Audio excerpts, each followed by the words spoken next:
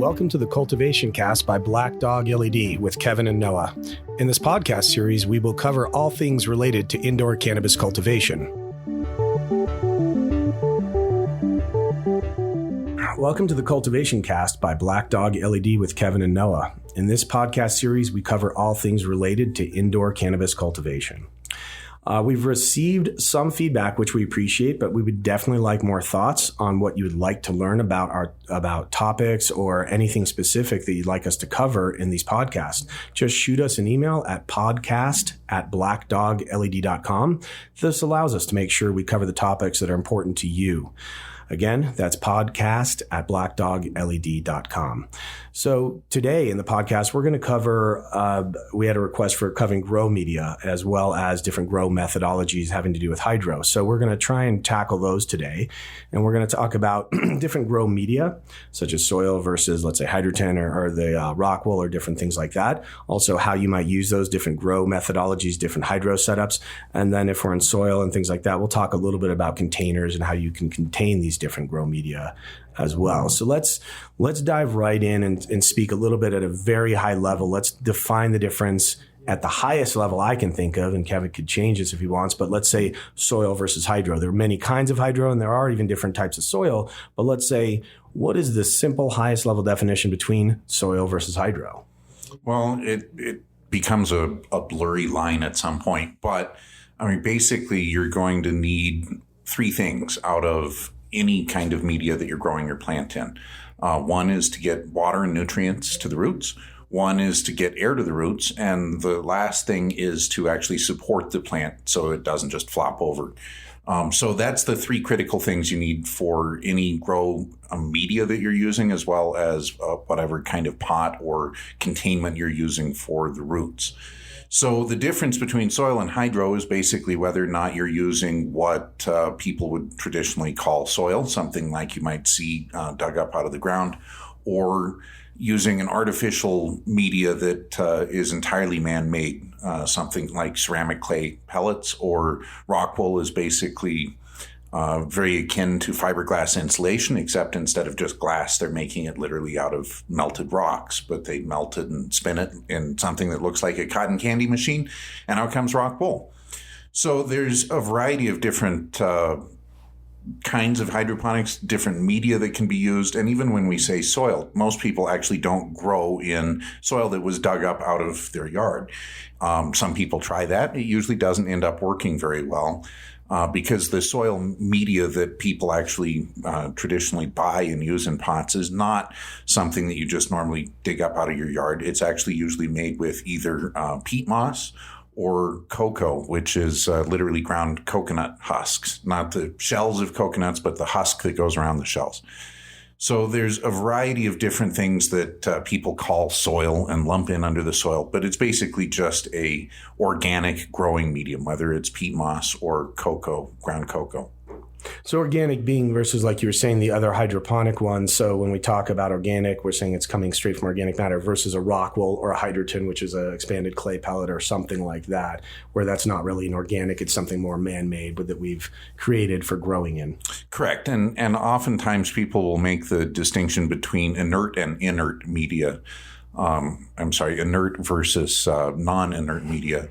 So with organic media, you're actually going to have some chemicals, some nutrients that are actually going to be available from the media itself. Also, bacteria and fungi can break it down over time to actually release more nutrients to the plants. Whereas with an inert media, something like rock wool or hydroton pellets, it's basically completely inert as far as the plant is concerned and the roots are concerned. It's not getting nutrients from that media at all. It's merely getting nutrients that media happens to be holding on to. Or in some, for example, a deep water culture type setup, you're getting nutrients from the water itself, and you're basically growing almost without any media whatsoever. And so it's just the water itself that contains the nutrients. And then in that case, as you said before, you need a support system to hold the plant, but that's it. You're not trying to cover the other bases with the media. Right. So there's all sorts of different hydroponic setups that use, some of them use almost no media or no media at all. I've seen aeroponic systems where they literally put a little rubber collar around the bottom of the stem, and that's how they hold the plant up. And then the roots are just left to dangle there in the air and water nutrient mixture that's sprayed on the roots. So you can grow completely media free if you want, but you still have the complication of having to hold the plant up physically. Okay, so now you mentioned aeroponics. So let's talk a little bit about, we were defining it from the high level as such as, and as you said, that people lump them together, but we were defining it as soil versus hydro. Let's talk a little bit about hydro. I mean, soil we'll come back to. That's a little more simple to define because we all consider it some sort of organic material that you're going to put in a pot and grow with, and we'll come back to that. But hydro, there's a lot more, let's say, complexity or confusion around what is hydro. So there are many different methods that would fall under the hydroponic classification. And why don't we dive into some of those? So we've got like aeroponics, we've got fogoponics, we've got ebb and flow, we've got, as you said, deep water culture, undercurrent. Why don't we dive into those and talk about some of the disadvantages and advantages and why you might use one over the other? Certainly. And I just want to also point out that there's actually, all of these lines are very blurry in terms of the definition of these different things. A lot of people actually will grow in cocoa and they consider that actually hydroponic because they're using, for example, an ebb and flow type method with their cocoa media, and they consider that hydroponic, even though I would say it's not an inert media and it's different. So all of these methodologies can actually be kind of crossed, and there's no strict lines between them in terms of this is absolutely 100% hydroponics or aeroponics versus no, it's growing in soil. All of these things can be mixed and matched. So traditionally, you've got soil growing where you just put a plant in a pot. You have the roots living in the soil. The soil is there to hold the plant up as well as ensure that the roots are getting access to water and nutrients because the soil holds onto the water and nutrients, as well as the pore space in between the grains in the soil allows the roots to get the necessary air. So that's traditionally what would be called soil growing. Hydroponic growing is traditionally where you're using an inert media that has no nutritive value whatsoever, does not provide the plants with anything, but instead you are regularly giving the plant's roots water containing nutrients, and then also ensuring that the roots are getting air one way or another as well. So hydroponics encompasses a wide range of different methodologies. So for example, we'll start with ebb and flow, where you put the media that you're using, whether it's hydroton pellets, which are little expanded clay pellets about the size of popcorn. It's literally just a ceramic pellet that's kind of rough on the outside to allow the roots something to grab onto. And they'll put that in a tray that regularly gets flooded with water and nutrients for a few minutes at a time, and then the water is allowed to drain off to bring air back to the roots. And basically you're just flooding the plants and all of the media that they're in with nutrient-rich water solution once and twice an hour, for example. Aquaponics, for example, pretty much uses the same principle. The nutrients are just being provided by fish in that case, but you're just regularly flooding the plant's roots with nutrient-rich water and then regularly draining it off so that you get the necessary air to the roots. So that's an ebb and flow type setup. There's also different things like nutrient film techniques where you actually have the plant in a growing media and you have a thin film of nutrient-laden water that's just constantly running along a trough, for example. And that constantly running water, because it's constantly being replaced, and very thin film is constantly being oxygenated so that you get water, nutrients, and air all to the roots at the same time. And basically, it's the equivalent of the plant living on the edge of a stream in nature. It's just a perfect stream as far as the plant is concerned because it's always flowing at just the right level, and it's always bringing nutrient-rich water to the plant's roots. So that's a nutrient film technique. With NFT, though, also one thing is it's interesting. I have heard a few cannabis people try and go down that path, but one of the challenges gets back to, like you're saying, these different methods have different ways of holding the plant as being one of the three things we need. And NFT, nutrient film technique, one of the challenges is it doesn't offer an easy way to do that. From my research, it tends to be very good for short plants. A lot of companies use it for doing sprouts or smaller, short-lived lettuce, plants. Yeah, lettuce and such. So yes, and again, this is where these different methods are not. They don't exist in isolation. You can combine different things. So I've seen nutrient film technique being used to grow lettuce, where they just plant a lettuce seed in a little tiny pellet of rock wool, for example, and then put that in a rubber collar that is just holding the plant and the roots right up above this thin film of water that's flowing in a trough beneath it. And that works great until the plant starts getting really tall and gets leverage, and then it can pull the rubber stopper out of its holder and the whole thing can topple over, and then you've lost your plant. So I've also seen it where people will do sort of a hybrid technique of starting the plant in a larger rock wool cube and get a 6-inch rock wool cube, for example, and then they'll just put that in the trough for the nutrient film technique so that the additional roots that are growing outside of the cube get the advantages of the nutrient film technique. But you still have a 6-inch rock wool cube to help anchor your plant and hold it better in place. Some people would say that's not true nutrient film technique. Well, you're hybridizing two things. You're constantly wicking water and nutrients up into the rock wool cube. So it's true. It's not a complete 100% pure nutrient film technique, but it's sort of a hybrid methodology. And all of these things can be mixed and matched in that way to some extent. So with nutrient film technique, you're constantly giving the plant access to water, rather than the ebb and flow technique is to intermittently give the plant access to water and nutrients. There are many different ways of doing it, though. The deep water culture is where you're actually just growing the plant in a bucket full of water. There's many different ways of setting it up, but as far as visualizing how it works, you can think of it as just a bucket full of water. And so you've got the nutrients and you've got the water being applied to the roots. Often people will start the plant off in some hydroton, which is those expanded clay pellets, just to allow the plant to anchor itself with those. Again, they're completely inert. But if you're growing your roots in a bucket full of water, the one thing you're lacking there is adequate air to the roots. And so the one key thing with a deep water culture system is people will put an air stone or a bubbler at the bottom of the bucket to ensure that the water doesn't become stagnant, helps mix it, as well as keep it oxygenated so that the root zone doesn't go anaerobic and go without oxygen. So that's a deep water culture technique. On the other end of the scale, instead of just constantly having the plants roots suspended in water, is to do the opposite and constantly have the plant's roots just suspended in nothing but air. And that's called aeroponics. There are various different ways, again, of doing that, because now that the plant's roots are suspended in air, they get plenty of oxygen, but you still need to make sure that they get the water and nutrients they need. So you can spray that on the roots, and there's many different ways of doing that.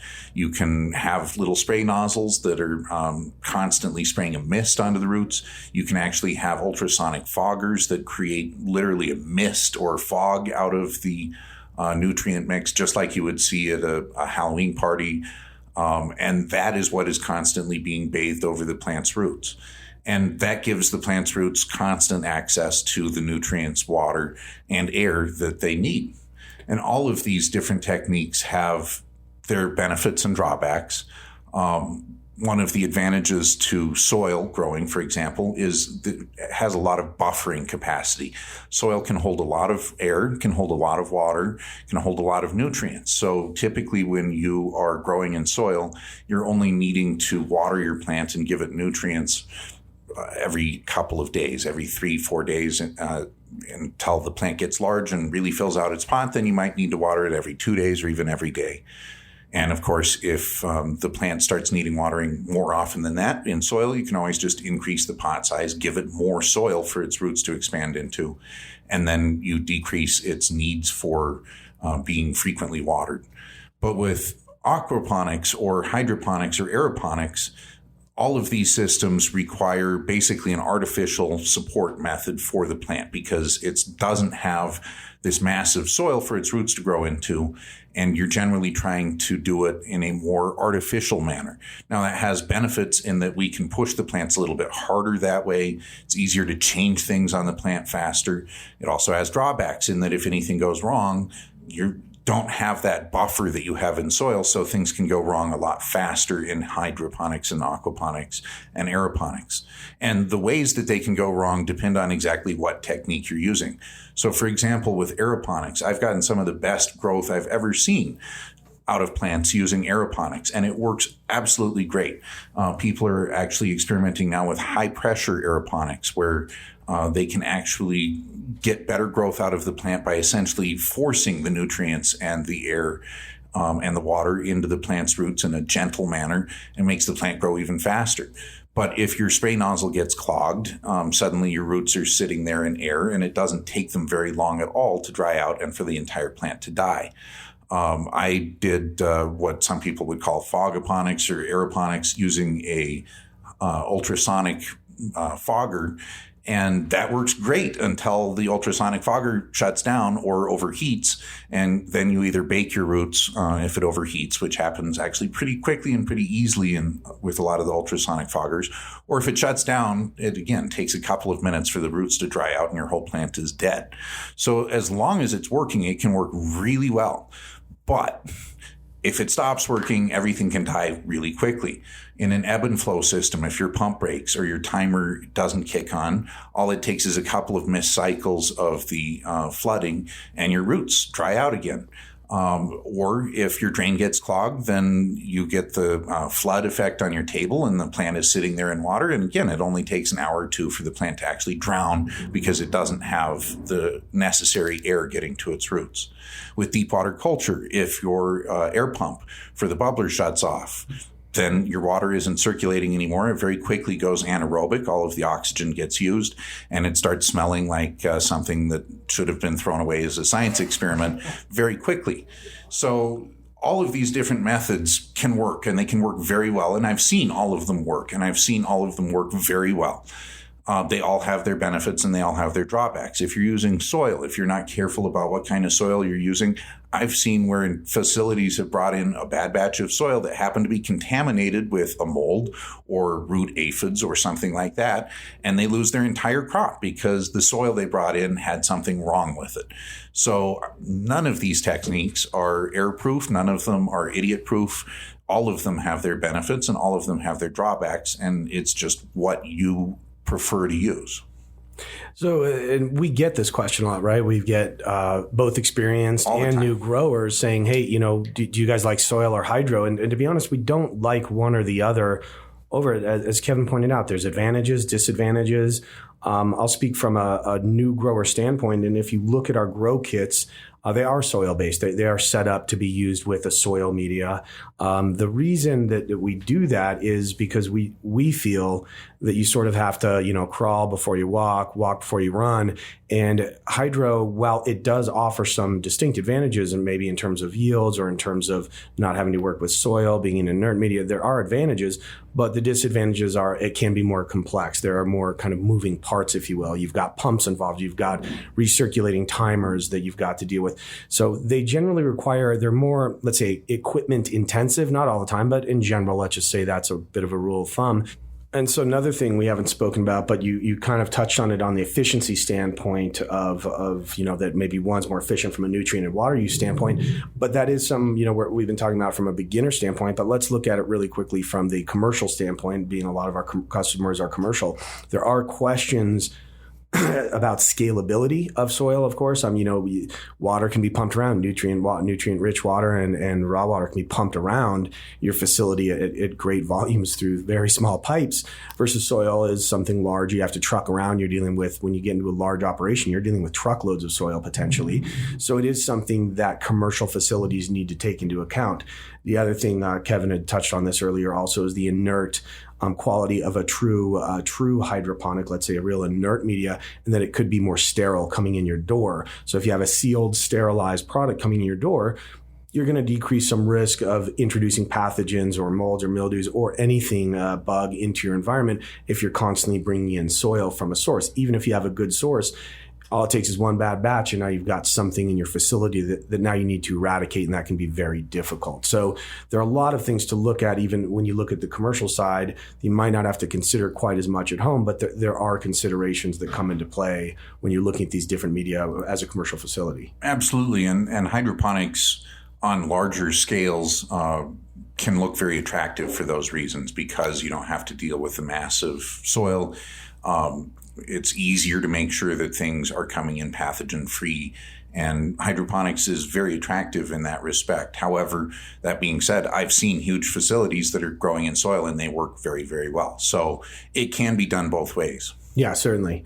It's just definitely a consideration and things that people look into. And we would encourage you as a beginner or as a commercial grower to continue to explore the different options available. And the great thing is, with our industry growing like it is, there are new options available on a regular basis. There's new different methods for doing hydro in terms of top feeding. They've got a lot more of these new rings and different ways of getting the water on the plant. Working with Rockwool, they've, Grodan has made some good inroads in that respect. They've got some neat systems that can be used to maintain. But a lot of these things are newer, and so it's a great time to be in the industry and a great time to be growing cannabis, because even if you found something you like, it doesn't mean you can just stop. You can still try experimenting with some of these new things that are coming out, these new methods, and some of them are improvements and maybe some of them are just gimmicks, but it's still fun to, as growers, to play with these different methods.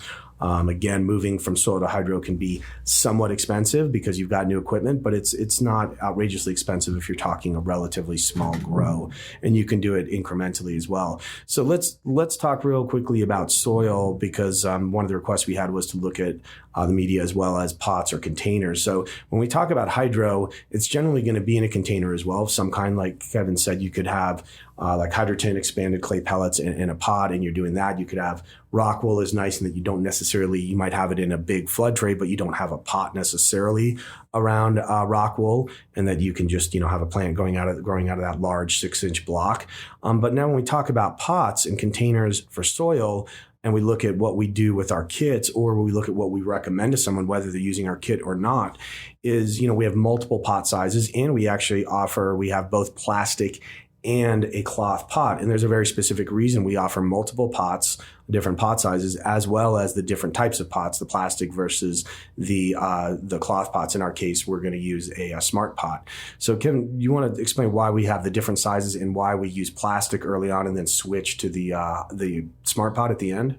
Absolutely. So fabric pots like the smart pot are wonderful things in that because they are allowing air to come in from all sides of the root ball. They ensure that the plant's roots are getting adequate air circulation.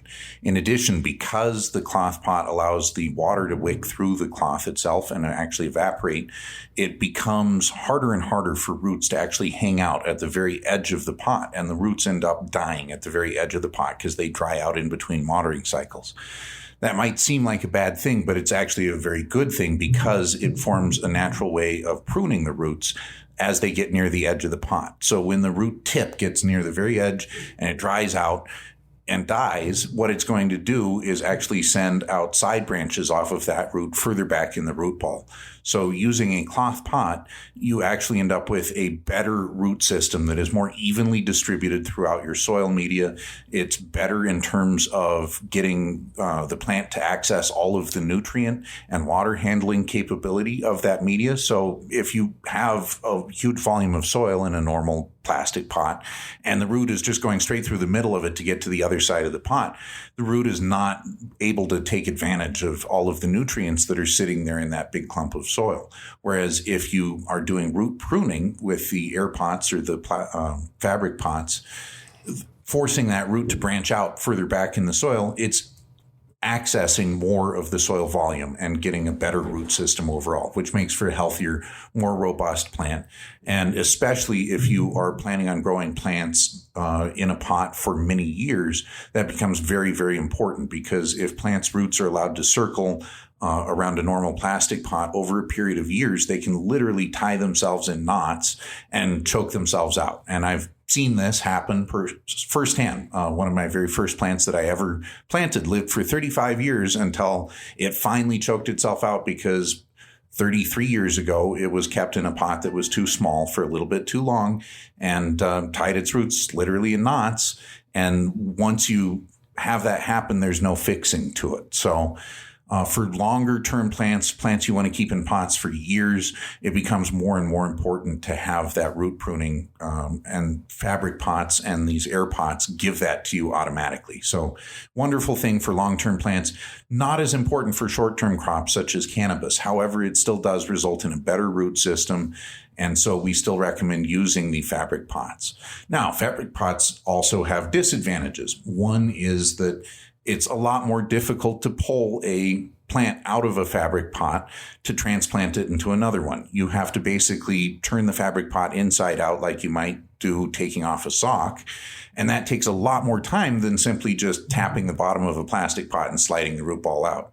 So we include smaller plastic pots in our kits. And then the final pot for flowering, we recommend the fabric pot for just that reason. Other disadvantage of fabric pots is they only work down to a particular size. I mentioned the roots getting close to the edge of the pot and dying because they're drying out too quickly, close to the edge of a pot in a fabric pot. And the problem with a 2-inch wide fabric pot is, well, pretty much everywhere in there is too close to the edge of the pot and it'll dry out, and you can't really grow things in very small fabric pots. It doesn't work as well. So for very small pots, definitely want to use something like plastic that helps hold in the moisture better. And it makes it a lot easier to transplant the plants into different sizes. That's why we only include the fabric pot as our final flowering pot in our kits.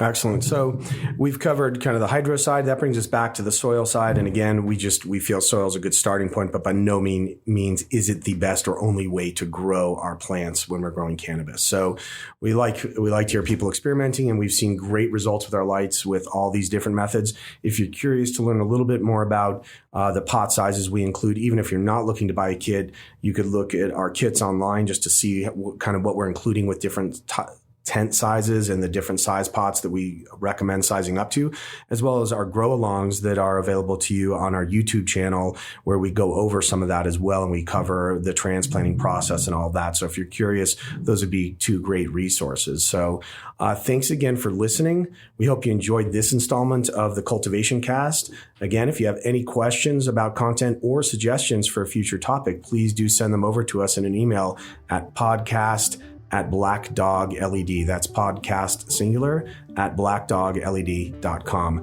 Everyone have a great weekend. Happy holidays, and we'll see you in future installments.